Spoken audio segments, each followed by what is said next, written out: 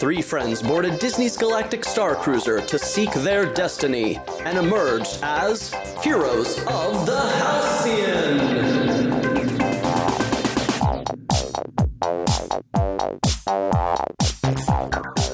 Great Sun Starcruiser superfans, welcome to Heroes of the Halcyon, the best, and to our knowledge, the only Galactic Starcruiser superfan podcast on the interwebs. I am Starcruiser superfan Martin, and with me, as always, are... Superfan Christine. And Superfan Drew. But we have got a really fun guest this week. Drew, can you tell us all about him? I can. I may have cashed a few checks with you guys. I called in some favors. I did some chores around the house. I am a big, huge board game fan. And one of the people that I follow on Twitter is Restoration Game. Restoration Game is, the company, Restoration Games, is a fabulous company that has a legacy of taking games that maybe had their heyday, Martin and Christine, when we were younger. You might remember games like Fireball Island. There was a game called Dark Tower, which Absolutely. had a big tower in the middle. Yeah. So they brought that back as Return to Dark Tower. They also brought back a fabulous game called Stop Thief that I really, really enjoy. Their current claim to fame is a game called Unmatched. Unmatched is a two-player series of games that basically allows you to take characters from various genres and fight one another. You can have Bruce Lee fighting a T-Rex. You can have the Invisible Man fighting Beowulf. Little Red Riding Hood could take on Dracula. It sounds weird, but it is a fabulous, fabulous game. And it's also kind of fun because the person we're talking to is Justin Jacobson, the president of Restoration Games.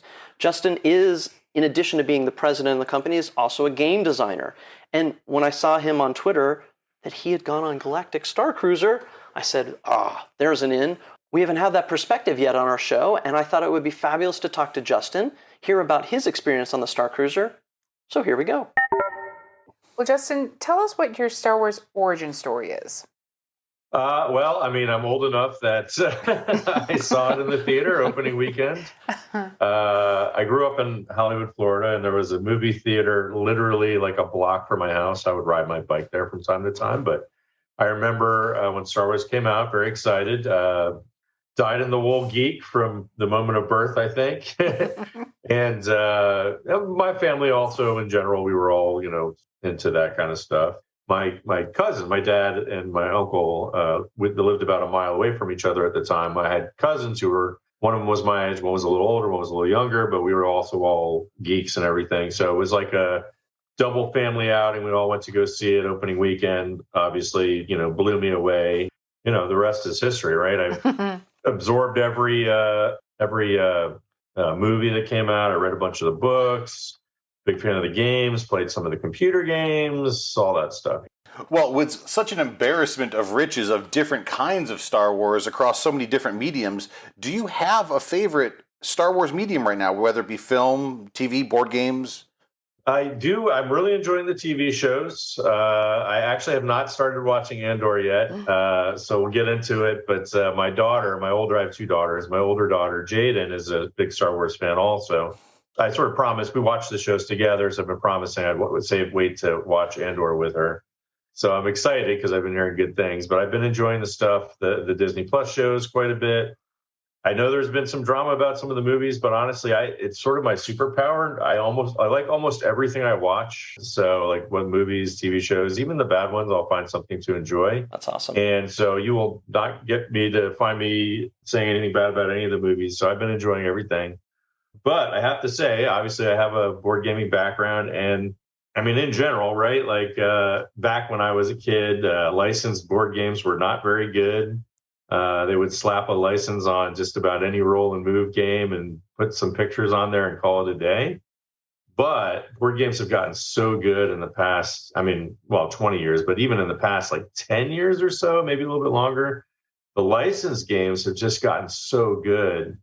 With people really doing justice to those licenses. And the Star Wars games are no exception.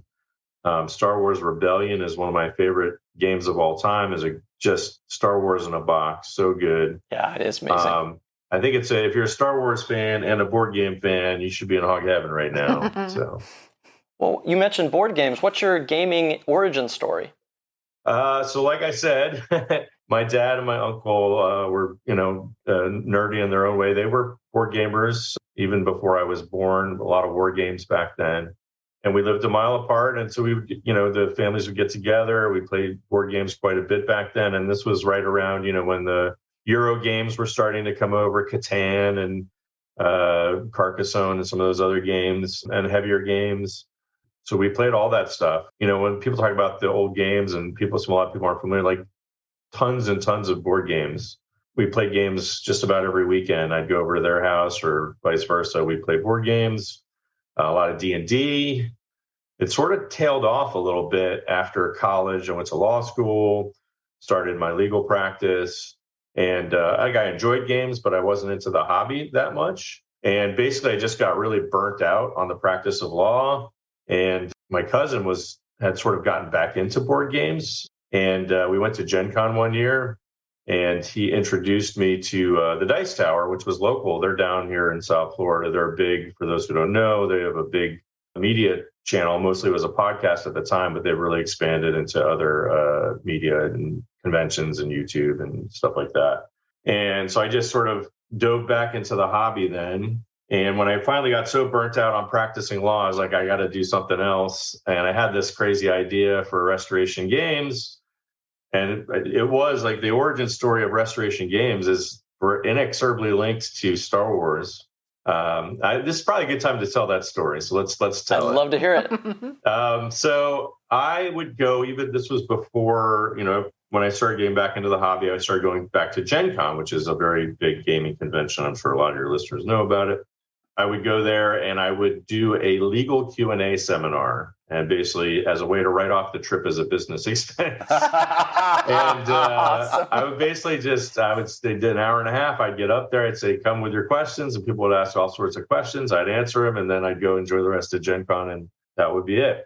At one time after one of my seminars, a woman came up to me and said, hey, my husband's getting ready to leave Hasbro, and we got some questions. Can we take you to dinner? That was Lindsay Davio, who's Rob Davio's wife. Rob was they were both working at Hasbro at the time. Rob was getting ready to leave. He had just designed Risk Legacy, and he was working on another legacy game, and he wanted to sort of talk about what he could do and couldn't do and how he could protect, the IP and stuff like that. That game would turn out to be Seafall. Mm-hmm. Ever since that dinner, I was sort of Rob's attorney, basically. So as when he left Hasbro and he started doing more freelance work for other companies, I would review contracts for him and things like that. So then separately, sort of, again, I was getting burned out on the practice of law. I had this idea. I was in the shower. I do all my best thinking in the shower. And I had this idea to bring back an old board game. This was right when Kickstarter was starting to take off. So the idea of like making a board game, I had done some third-party publishing for like role-playing games, things like that. And this was a way you could do a board game with Kickstarter because you could get the funds to do the manufacturing and stuff. Right. And I had this idea to bring back, I saw people were talking about their Grail games, and one of the ones that always came up was Star Wars Queen's Gambit, which is an incredibly cool game. Yes. And people have been asking, I was like, well, you could do it. Like you'd have to sort of take out the Star Wars license to do it, straight away. But the game is pretty cool and you could do some cool stuff with it. So I approached Rob and I said, I got this wild idea. And I basically made him an offer he couldn't refuse. I said, listen, you can just design games. You don't need to handle any of the business stuff. And we started talking about all the old games that we used to play. Rob and I are Rob's a month older than me. So we just had very similar experiences growing up within the games and all those cultural touchstones. Basically, we just started thinking about some of the games, and we realized Queen's Gambit had some issues that we didn't think we could tackle it, but we thought it was a cool idea and worth at least trying, and that's how we started Restoration Games. But it all started with Star Wars Queen's Gambit. So one of these days, maybe we'll see. Well, I was telling Martin and Christine before we got started how Rob also did Epic Duels. Epic Duels is the ancestor of Unmatched, so it's pretty cool to see that he was able to carry some of that into the future. And you did some work on some of those games too. You're credited as a designer on several of those. Did you do any of that design work for Unmatched or any of those? So yeah, so when it started out, it was just Rob, myself, and we brought on Jason Taylor as our graphic designer. He used to work at Hasbro. Lindsay came on very quickly after that, and the first three games we sort of all did together. Now, Rob is a legendary designer. Right. Yes, he is. I have dabbled in it. I have no published designs prior to Restoration Games. I'm very good at iterative design. So if there's an established design, I'm good at coming up with riffing on those established principles and established mechanics. So if we have an idea for a game that uses cards that are event cards, let's say, I can bang out 10 more event cards. And so, when it came to designing something like Downforce or Indulgence or Stop Thief, those were our first 3 games. Rob did all the heavy lifting, and then I was basically like more of a developer, I guess I would say. Now we've been doing this for 6 years. We're in our 6th year now since we started the company. I've been designing games for 6 years, so I kind of have to call myself a game designer. And I've done a little bit more of that. We also have 2 more designers on the team now. Brian Neff and Noah Cohen, they're both really good. So I'm definitely, I have some strengths. I'm not, like I said, up to these people's level, but I do definitely participate. It's a lot of fun too. I mean, it doesn't feel like work, especially coming from when I was running a law practice. So. Right. For our listeners, we do have a lot of families that listen to our show, and I will say that the Unmatched series is unmatched. For those who don't know, you have a choice of characters from anywhere from Robin Hood to Bigfoot to Daredevil to the Invisible Man to a T-Rex. They have amazing miniatures. The T-Rex miniature is fabulous. It looks so good on a table.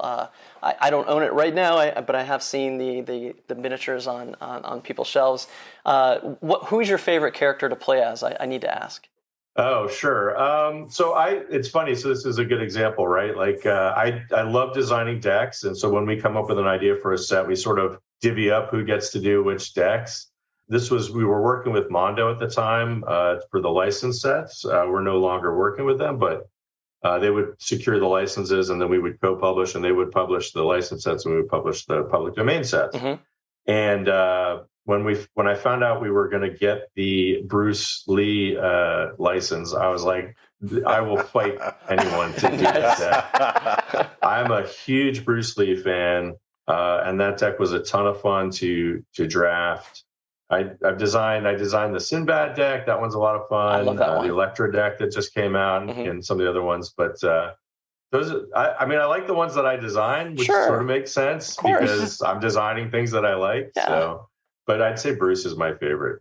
Yeah, and the art's amazing for Bruce in particular. The art is 100% amazing everywhere. My favorite board is the Cobble and Fog board, but again, they're just so great because where else can you play Bruce Lee versus a T-Rex? Come on, this is good stuff. Well, a T-Rex doesn't stand a chance. No, but that T-Rex is going down. I mean, when we were designing the game, right? So it came from Star Wars Epic Duels, and everyone thought Star Wars Epic Duels was so cool because you had like 20 characters in the box or whatever it was, and you could have Chewbacca fighting Han Solo if that's what you really wanted to do, and just being able to mix and match. And then we were like, well, we don't have the Star Wars license, but let's run with that, right? Like make it even wilder matchups and pick anybody you like and mix and match people from different sets. And because each set is standalone, we can, as you mentioned, get different licenses. Normally, you wouldn't be able to have a game that has Jurassic Park and Marvel in it. But because each box stands on its own, but you can mix and match, you can buy those sets, and you can have, Daredevil fighting Raptors or whatever. And again, why wouldn't you? Come on, this makes perfect sense. Raptors are loud, Daredevil will kick their butt too. Well, what's next for Restoration Games? Well, Unmatched has been incredibly successful for us, and so we're working on sets. We've got sets planned out for the next 2 to 3 years. I'm just in the process now. So we've obviously had the Marvel license for a couple of years now, and we're just trying to get those final sets out. I am just now working on finalizing a license for the next license set, which I'm pretty excited about. Cool. We won't be announcing that for a little bit yet, but the work always is a pretty big lead time between when that happens and when it comes out. And we have a few more public domain sets. We did a deck design contest a little over a year ago. Beyond that, we are working on a next sort of big thing is crossbows and catapults, which is a big dexterity game where it's basically like you're building big castles with these bricks and then knocking them down. And we'll be doing a Kickstarter for that. I think it's supposed to launch January 31st and come out later that year. And then basically the next big one we are working on it now is Omega Virus. And it's an interesting one. It's a tough one to work on.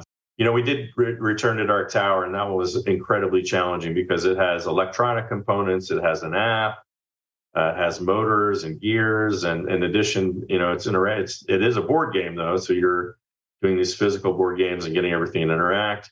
And Omega Virus has a lot of that. There's a big sort of key feature for those who don't know. It's a computer virus, not a medical virus. That's always important to note these days. And basically, you're in a spaceship, and he's destroying the spaceship. And the fun part is he's taunting you the whole time, and that's what most people remember is his great sort of nettling voice taunting you the whole game. It's a real-time game, but it's a lot of fun. But again, because of that, it's very challenging. There's electronic components that we're working in, and we're working mostly on gameplay right now and just starting to look at some of the electronic stuff. And so we'll be launching a Kickstarter for that towards the end of next year. That's awesome. Well, ironically, I sold my original Milton Bradley. It still worked, so I still got to hear the computer say, "You lose." I did sell it so that I can make room for Return of the Dark Tower on top of my shelf, so that's good. Well, thank you for indulging me in this game conversation, Mark and Christine. But let me turn it over for you for Starcruiser questions. Well, we're going to pivot to our favorite role-playing game, Galactic Starcruiser. Right. Nice. And Justin, when did you first hear about the Galactic Starcruiser experience, and were you in right away? Pretty sure, I must have just seen it on Twitter. I'm pretty active on Twitter. They were obviously marketing on Twitter, or someone had been talking about it on Twitter. And I was like, oh, that sounds pretty cool. And I just did the sort of research and on the website and all that. This sounds just super cool. So yeah, it sounded right up my alley. And obviously, it's expensive. Sure. So you're I want to make sure it's like good before you commit to that kind of thing. And then also, I was like, well, who do I go with? So my daughter was turning 16, and during a pandemic, so no big Sweet 16 party or anything like that. We just sort of decided, we should get her a nice gift, something big. And like I said, she likes Star Wars. She loves. She's into theater and stuff like that. Now, she doesn't do acting. She doesn't do the acting side, but she does like set design and makeup and costume design and all that stuff. And like I said, big Star Wars fan as well. And so I said, I offered it as we'll do this for your Sweet 16. If you're interested, we'll go. And she was like, definitely, let's do it. So yeah, I would say in the sense of 99% sure I'm in, and just do the due diligence to make sure it seems like it's going to be a good idea. And, everything I saw after that sort of confirmed that I was really excited to do it. And Jaden was excited to do it. Pretty much right away, we were in. Yeah. How fun. When was your first voyage? So we went on September 25th. Can't remember how long before they opened the dates, but basically she was sort of booked through the whole summer anyway, so we couldn't do it then. And then obviously school's starting, but there was they had this random work day, weekday that wasn't like a regular holiday or anything. So we figured it'd be like a quiet weekend, and it was sort of a perfect timing. And I basically, as soon as that date opened up, I booked. And that was, like I said, September 25th was our first day on the Halcyon. And did you guys decide to create characters before you went? So this is something we talked about. I'm a bit of an introvert. It's weird. I'm sort of situationally introverted, so I wasn't sure how much I wanted to do, but I got into it. And Jaden, like I said, she was excited to, come up with a costume and do makeup and all kinds of stuff. And so I was like, let's do it. I'm fine. That's fine. I'm in. And so we decided we were going to be sort of these scoundrel types. That's what we were going for. So let's start with Jaden. So she sort of modeled her character off of the mods from the Book of Boba Fett show. Mm-hmm. She just liked the aesthetic. And so it was sort of like a grungy punk, young scoundrel with some body mods and stuff like that she did with makeup and stuff. And her outfit was really cool.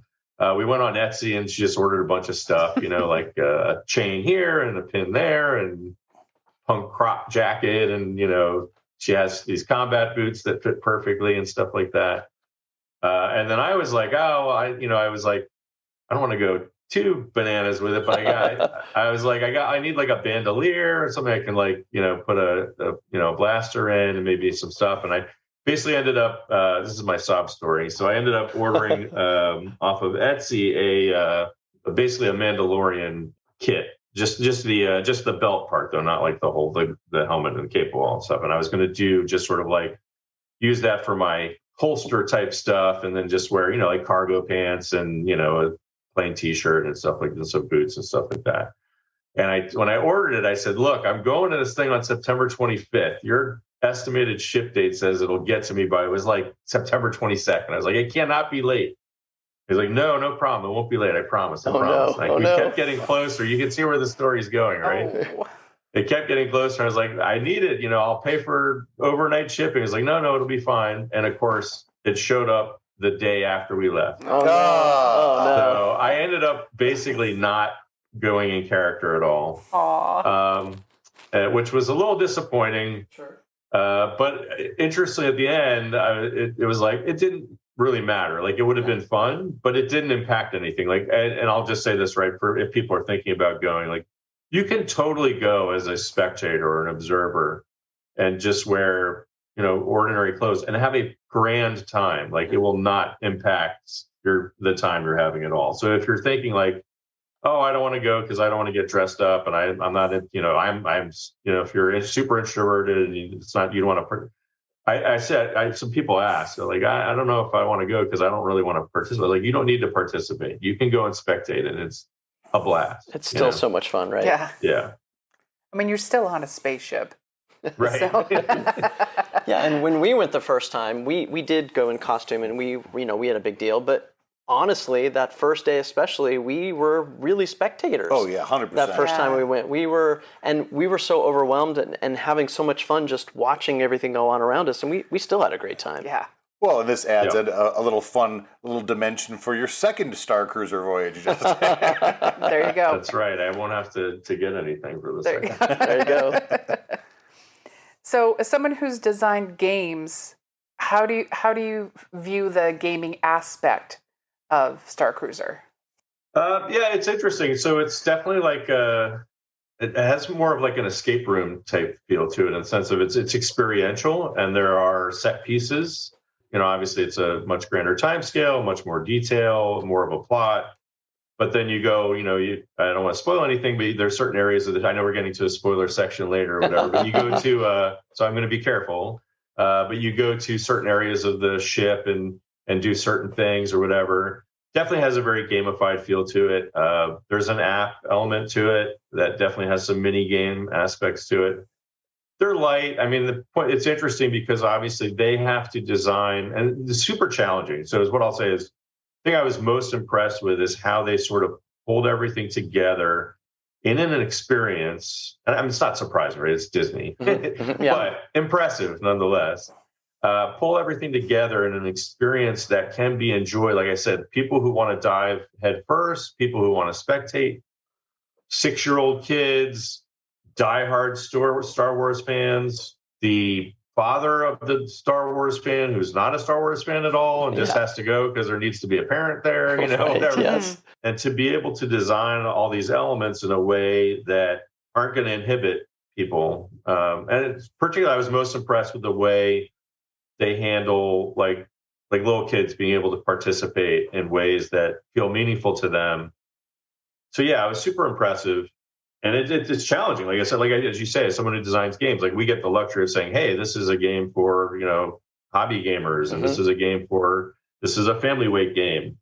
And there's not going to be a game that's going to just appeal to everybody, but they have to really try and do that. And like I said, I was very impressed with that part.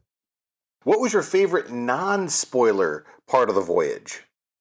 Non-spoiler. So in general, like as an overarching thing, I think I might have mentioned this already, is the attention to detail. Again, not surprising. It's Disney. Right. That's their calling card, but just super impressive. Like every little detail is just note perfect. I mean, it's hard to describe again without getting into spoilers when you're talking about details. The food is great and fun, and in character, which again is cool to do, to be able to have something that is fun, but also, you have a nice full meal afterwards. And the room is very cool too. Like the accommodations feels very cool, feels like you're in a spaceship, but also it's a comfortable hotel room, Yeah, yeah. I just enjoyed it because I part of it, I'll be honest, a couple of things. One of the things I was actually super nervous about, I'm not like claustrophobic per se, but the idea of like spending that much time in an enclosed space and not seeing anything, I was like, in a room, in your hotel room, like, I can't remember last time I was in a hotel room that didn't have a window, Right. like a real window. I think it's not much of a spoiler to say that they have, like, this is everywhere, right? There's the screens that look like you're looking out into outer space. But I didn't feel that at all. And without spoiling, there are some ways that you can get a bit of fresh air if you need to. So. Yes, indeed. Clever, again, very clever way to do it. Especially when you see jets flying over. Yeah, or helicopters as they go by. Yeah, exactly. Yeah. Write it in the story. Weirdest spaceship I've ever seen. So, again, as a designer, if you could wave a magic wand, what do you think Disney could improve about the Galactic Starcruiser experience? I think so. The main thing that we took away was when you're doing all this stuff, especially on Batu, right? Mm-hmm. You get all these cool items, like you're scanning all these crates or whatever, and you're getting all these cool items, and you never really do anything with them. Mm-hmm. And I got a hang glider or something. I was like, oh, that's super cool. But then you sort of realize later, like, or the outfits. You get different outfits you can put on.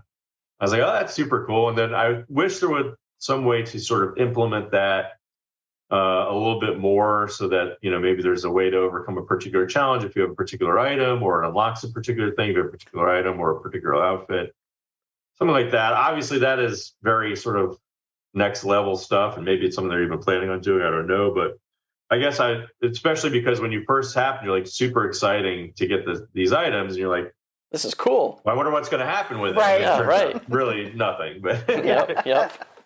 And then I guess the only other thing is, I guess there's this bounty thing. So I had not been. This was actually my first time to Galaxy's Edge too. Oh, okay. I had not been there before yet. They had the bounty system or whatever, which you can't really participate in. I mean, it's separate from the Galactic Starcruiser thing. It's not integrated at all. Right. So we couldn't really do it because we were doing other things. I was like, oh, that would have been cool. I mean, you could always go back and do it, obviously, and just take another day at Galaxy's Edge or something.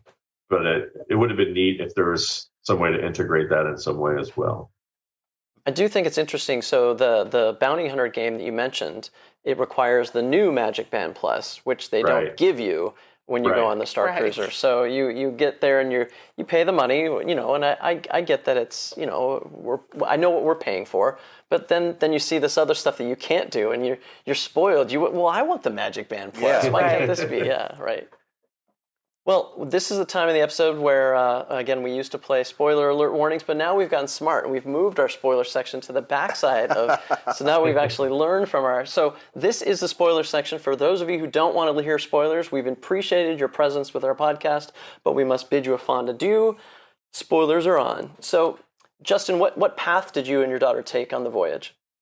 So we dabbled a little bit in everything. So we decided actually before we went that we were, like I said, we were going to be scoundrels, right? Mm-hmm. That was going to be our thing. We were going to be Han Solo clones. And so we sort of gravitated towards the Wraith Cole plot line, the heist. Listen, anytime I hear heist, I'm in. It doesn't matter what we're talking about. So I was like, oh yeah, let's do that for sure.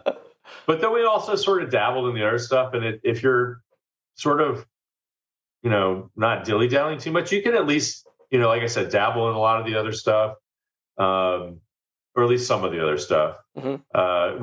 We definitely weren't comfortable doing the sort of Empire side of stuff. Sure. Not a lot of interest in that. But a little bit of the Jedi stuff, a little bit of the Captain storyline. A little bit of the I'm blanking on his name, the technician guy, Sammy. His storyline. So we definitely did some of that, but mostly we were focused on that Wraith Cole path. How could you not focus on Wraith Cole? I mean, we've said this. Our listeners have heard us say this a million times, but it is remarkable how everybody on that ship is Wraith's best friend, and he just it's incredible. Yeah. What path did you take is kind of a self-answering question. It pretty much is. It pretty much is. So did you follow that whole heist story through the whole adventure, or the whole Hyananea Stone path and so forth? We did. We sort of lost the thread at about like 75% of the way. Like right before the finale, we were like, we feel like we sort of missed something. And I think what happened was it was when we were doing our bridge ops training or whatever. Okay, sure. And I feel like we sort of missed something. Nothing major. Yeah. But then, obviously, it sort of doesn't matter anyway. It's sort of like one of those, it's sort of like you can choose your own path and you can go do your own thing. But it's all going to, they have to, the finale's planned out, right? Like, there's not 20 different endings for the finale. Nope. There might be a little bit of tweak here or there, but they know where this thing's going to end up. So having sort of sussed that out is like, oh, let's just enjoy the ride. Like, let's not lose any sleep over it, at least, right? Sure. And because we were doing something else that was fun too. So, what was your favorite character that you interacted with? Hands down, Lieutenant Croy. Nice. He was so good. The guy who played him was just unbelievably good. And because, he gets to play the villain, he was hamming it up, obviously, like deliciously. Mm-hmm. But the kids would get into it. And so the funniest thing we had was I think it was during our bridge ops control, Croy comes in, and then, they're taking over, whatever. And there was a 6-year-old boy or something who said, "Oh, go brush your teeth," or something like that. Some random ad hominem attack that really didn't make a lot of sense. And the guy didn't miss a beat. He turned to him and said, "I'll have you know, I brushed them 5 times already today." And he just kept going on. It was like perfect. And it's a fun storyline, the way he's sort of smitten with the singer and stuff. So he was a lot of fun. Now that the spoiler gates are open, Justin, what was your favorite part of the voyage? Spoilers out loose. I have to. So there's one small thing that was really, I just thought it just tickled me, and that was I'm blanking on her name, the in-room android on the little screen. Oh, there. yeah. I forget her name. T309. Yeah, that's right. So I remember we did the whole negotiating thing. Like, are you good at negotiating? I was like, I'm a lawyer. Yeah, I'm great at negotiating. Let's do this. Of course. Come on. Bring it on. So we did that. We did that little thing, which was fun. And then she's like, "Oh, thank you so much. Would you like a bedtime story?" Or I was like, "Oh, yeah, sure. Why not? Let's have a bedtime story." So for those who haven't done it, it's totally worth doing. It was really funny. You said, "Oh, wait a minute. I know this story. This is a new hook." But then as you listen more, like if you listen to the whole thing, it's like a good 5, 6, 7 minutes. I don't know, like the whole thing. Yes. And you said it's weird the way she's telling the story, and then you get to the end, and the punchline, of course, as you sort of figured out by then, is that it's from the point of the view of the true hero of A New Hope, who of course is R2-D2. Of course, right? Because she's a fellow droid, and so I just thought it was just so fun.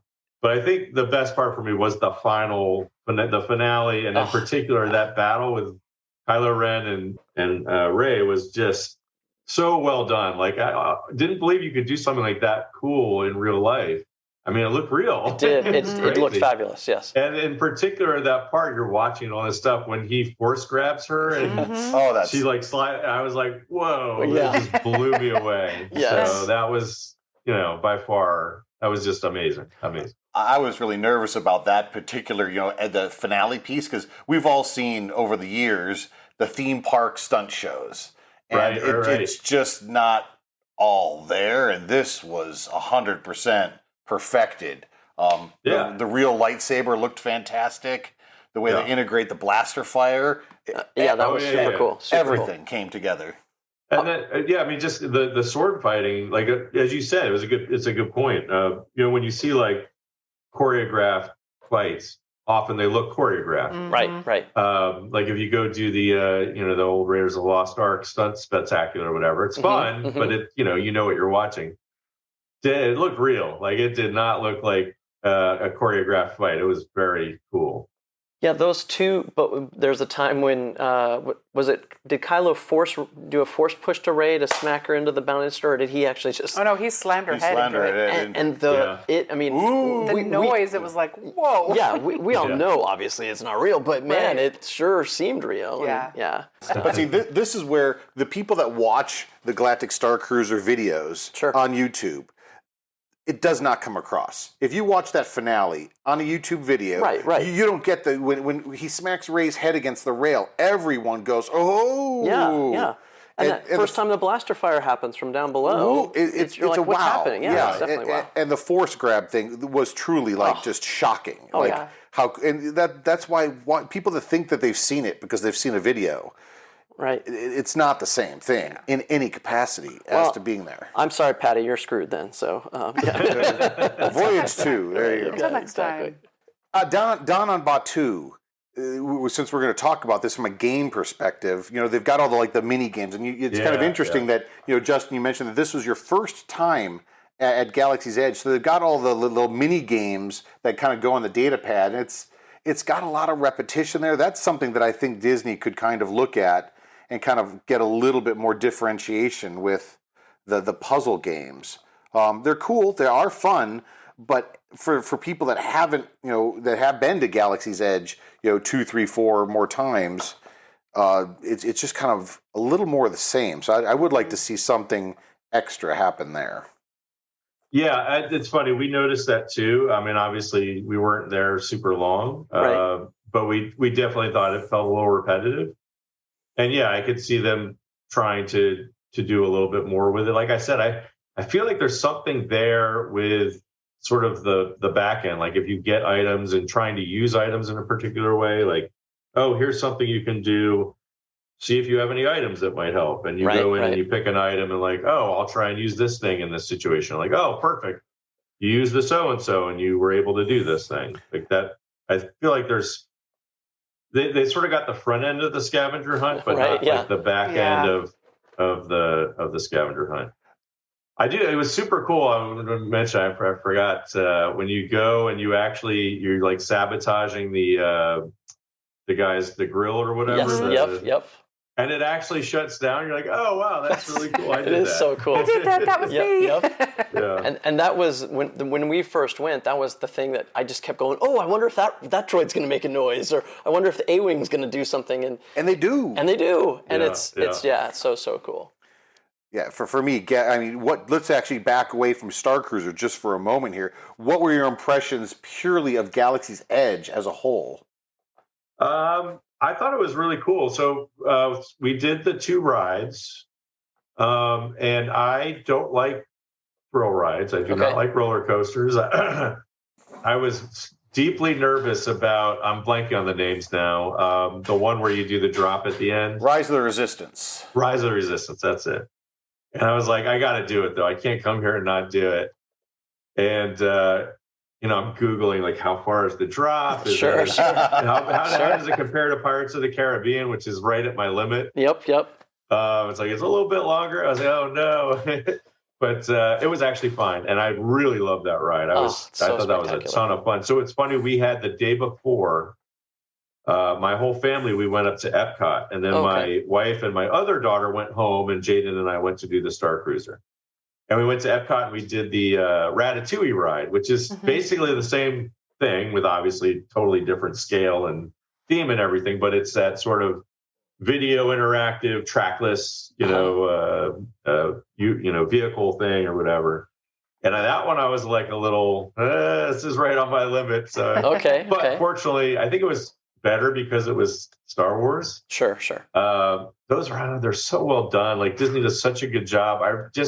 My favorite thing is how they've been able to make the line to get into the ride fun. Yeah. Mm-hmm. Yes. And that one's so well done when they capture you and you're like, here, you go in this line and you go down here. And like, yes, the people are interacting. Like we had a guy was talking to some kid and telling them to stand up straight and all this stuff. And, it was just a lot of fun.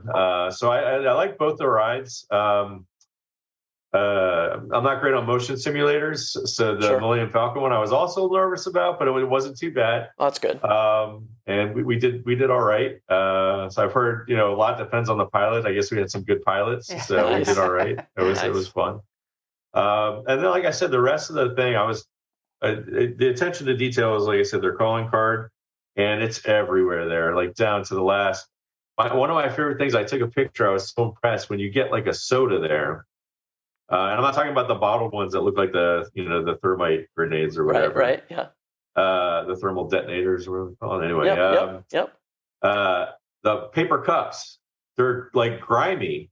Like the grime is printed on the paper. I was like, oh, that's so cool. It looks like what you would find at like a grimy outpost, where there's a lot of droids and stuff like that. My daughter did she made a droid. That was a lot of fun. Oh yeah, that is so much fun. Yeah. It's way more fun than I expected. It was the last thing. We had been to Galaxy's Edge 3-4 times before building a droid because it just looked juvenile. Yeah. And it was so much fun. Yeah, the conveyor belt and like just waiting for that magic piece to go by and just assembling I had just as this is going to be sacrilege for a lot of people. I had just as much fun building the droid as I did building the lightsaber. Oh wow! And that's some high praise right there. Or some fighting words, Mister. That's some fighting words. But to me, I think it was more because I expected Savi's lightsabers to be amazing, and it is. Yeah. I didn't. I expected nothing out of the droid experience, and I was so pleasantly surprised. So we couldn't get a appointment for lightsabers. Okay. We couldn't do it. I wanted to. That was going to be my thing. I was like, I'll do the lightsaber and you do the droid, and we couldn't get in. So I ended up buying the limited edition one on the Halcyon, which is very nice. Oh, it's gorgeous. Cool. Yes. Awesome. So Halloween's coming. I'll bust it out for Halloween. So. Excellent. Nice. Perfect. Excellent. And I was obviously super excited. I need to talk about it. Is the deluxe Sabek game that they have there too, with the metal dice and the plastic cards. It's a fun game, actually. Yeah. Did you get a chance to play Holosabak in the Sublight Lounge? We didn't get the chance to play, but we hung around and sort of watched a little bit of it. Yeah. So yeah. Yeah, it's no Unmatched, Justin, but it's a fun game. It's definitely fun. Well, it's funny. So there's a lot of these things where there's sort of in-world IP games, whether it's Gwent for Witcher or things like that, stuff like that. That's another one where those used to be, people would make those games and they used to be really bad, but now they get real game designers doing and real game publishers doing them, and they turn out really good. Like, yeah, this was very well done. Well, cool. Well, if people wanted to find you on the web, Justin, you mentioned you're big on Twitter. How would people follow you? So like I said, most active on Twitter at Restoration Game, no S, because they don't let you do that many letters. And then obviously restorationgames.com is our website. But we have a great Discord too. If you're into Unmatched or other stuff, you can hit me up on Twitter and I'll point you to the Discord. We have a really good community. They're very positive. Very cool. Well, thank you so much for your time. Again, super treat for me as a board game fan, and it's great to talk to somebody else who enjoyed their time on Galactic Starcruiser. Well, thanks for having me. This was a lot of fun, and the Galactic Starcruiser was a ton of fun. I'll definitely be trying to go back there one of these days. Well, thank you so much to Justin Jacobson of Restoration Games. How fun to get the perspective of a professional game designer as to what they think about Galactic Starcruiser. I love that question you asked when you talked about the repetitive nature of some of what you do on Batuu. You could just tell that, I'm sure as he went through and did some of those repetitive things, he was like, oh, this could be so much better. Well, it's fun. I've never, we've talked about some of those games on Batuu, but I've never really kind of put together how you could link them and have, you have to have this piece to go to that piece. And that's kind of a fascinating thing that I believe would be something that Disney could implement in the future. I'm sure they're looking at a bunch of different options, and it's just kind of fun to, something that I never would have thought of. You get a professional game designer on the show, boom, awesome ideas. Oh, yeah, and we got to talk to Justin Jacobson of Restoration Games. So that was fun. Bonus. Well, Drew, you really need to post a picture of your board game room because it is a sight to behold. Well, yeah, it's definitely a sign of a misspent midlife crisis. That's Starcruiser money, Drew. Right. Well, I'll tell you what, Christine, if all of our Starcruiser fans want to reach us on the interwebs, how would they find us? please feel free to email us your stories, your pictures, questions, ideas, anything you've got rolling around in that head of yours about Galactic Starcruiser. Send them to heroesofthehalcyon@gmail.com. You can also find us on Twitter at Halcyon_heroes, on Instagram at Heroes of the Halcyon, and on YouTube. Don't forget to go check out our character videos. We had such a blast bringing them on the Halcyon this last time. Well, I'll tell you what, it's always fun shooting the poodoo with all the Starcruiser superfans out there.